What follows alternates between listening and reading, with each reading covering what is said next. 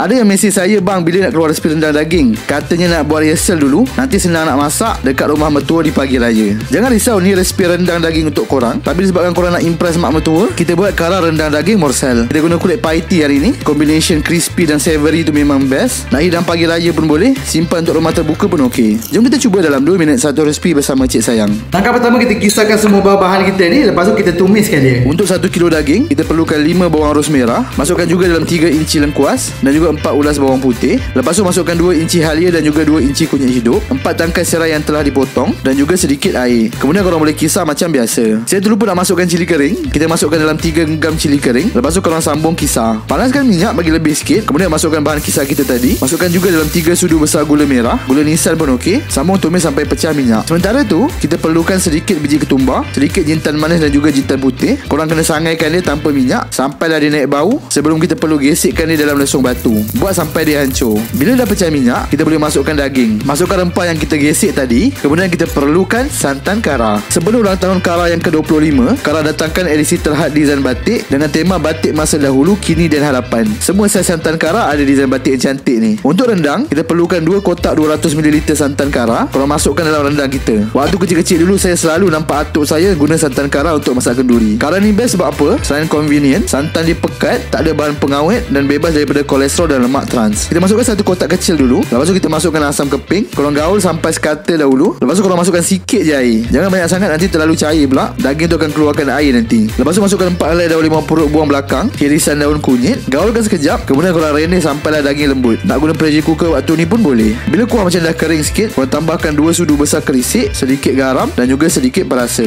Sambungkan dia sampai dia punya kuah tu agak kering. Sebelum kita tambahkan lagi 200 ml santan kara kotak kecil ni. Gaul-gaulkan dia. Kita nak masak sampailah santan tu betul-betul pecah minyak macam ni. Lepas tu korang taburkan dengan daun kunyit. Untuk morsel rendang daging kita, korang letakkan rendang yang kita masak tadi dalam mangkuk. Kita nak gunting-guntingkan dia sikit bagi kecil. Sebenarnya morsel rendang daging ni diinspirasikan daripada filem Raya Kara, yang korang juga boleh tengok dekat IG, FB dan TikTok Kara untuk inspirasi masakan raya korang nanti. Kulit paiti ni saya beli online je. Kalau korang nak buat sendiri pun boleh. Masukkan rendang daging kita, taburkan sikit dengan parmesan cheese, and then letakkan daun bawang dan juga cili padi untuk bagi cantik dia. Sekarang Kara ada peraduan beli dan menang, yang korang berpeluang menang hadiah hingga RM350,000. Caranya, beli mana-mana produk Kara minimum RM20 dan WhatsApp detail korang di nombor tertera. Jangan lupa cuba resipi ni. Selamat mencuba. Jom follow kami untuk lebih banyak resipi menarik.